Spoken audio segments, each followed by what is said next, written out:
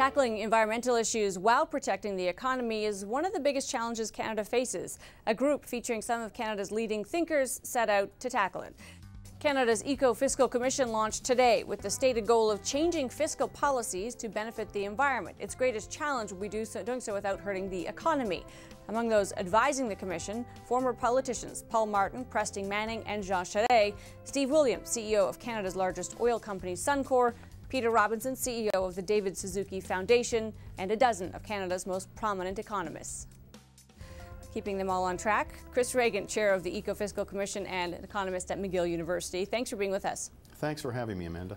So I guess I want to start with how this came together, why this group decided that this was the time for this kind of combination of thinking to be at play.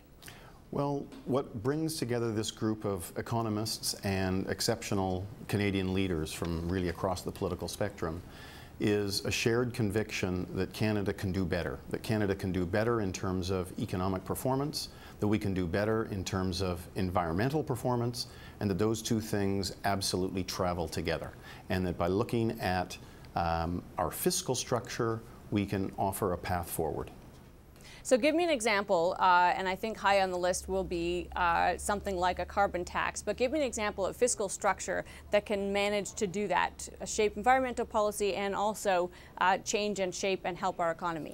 Well, right now, if you look at the fiscal structures across this country, you see that they've evolved to the point where we are encouraging pollution and environmental degradation, and we are discouraging the things we actually want, such as investment and innovation and better jobs. And what we're talking about is taking that fiscal structure, or fiscal structures, plural, across the country and really turning them around.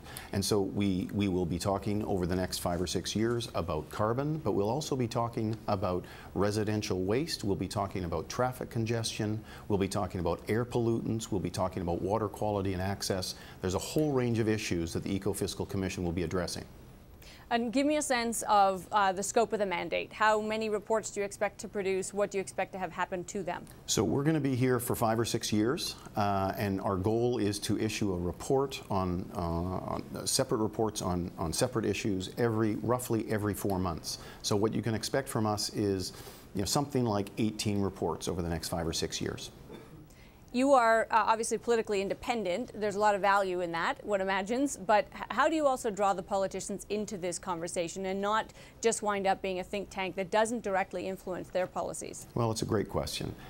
We really think that these issues transcend partisanship. So, we are not political scientists. We are economists first. We are thinking about a better set of policies forward for a stronger economy, and we think that a cleaner environment is part of that.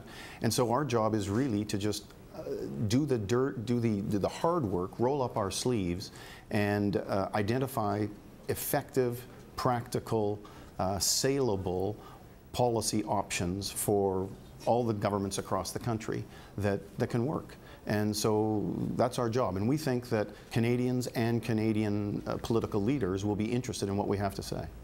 So we can picture, as I say, as the real cost of the pollution that goes with a fossil fuel heavy economy, maybe one place to start. Are there other things that you'll look at in terms of industrial policy, in terms of helping shape an economy with jobs of the future? Well, really the lens that we're looking through is what we call eco-fiscal policies and eco-fiscal reform. So what we're looking at are changes that we can make that will strengthen the economy, improve the environment, but doing it through that set of fiscal structures. So what we're really talking about doing is pricing pollution of various kinds and then using the revenue to recycle back into the economy. There is a lot of options that we can generate extra economic benefits the way we recycle those revenues, but we can apply that general principle to a lot of different situations across the country. Is this a model that's worked anywhere else? Are you basing this off of a similar kind of a system in another country? Well, certainly the policies have been used elsewhere. One of the points that we make in our first report that was released today is that we don't want to reinvent the wheel here. We want to look around, look outside of Canada's borders, see the kinds of policies that worked well elsewhere and why, and also the kinds of policies that didn't work well elsewhere and why, and then we need to tailor-make those for Canada. So we are regional, very much regional in our details, and we think that's very important. So if you're talking about pricing pollution, landfill waste, or dealing with the traffic congestion, you might deal with that in different ways in Halifax than you do in Winnipeg or Vancouver, because the realities are different on the ground. Are you worried at all about being tainted by any kind of whiff of partisanship, which can make it very easy for federal governments to kind of downplay what it is that you're suggesting? Great question. As I said, I think this issue transcends partisanship. So the commissioners who are authoring the reports are absolutely nonpartisan, and they are completely independent. Our advisory board is really made up of an exceptional group of Canadians from business, from civil society, from the environment, and from across the political spectrum.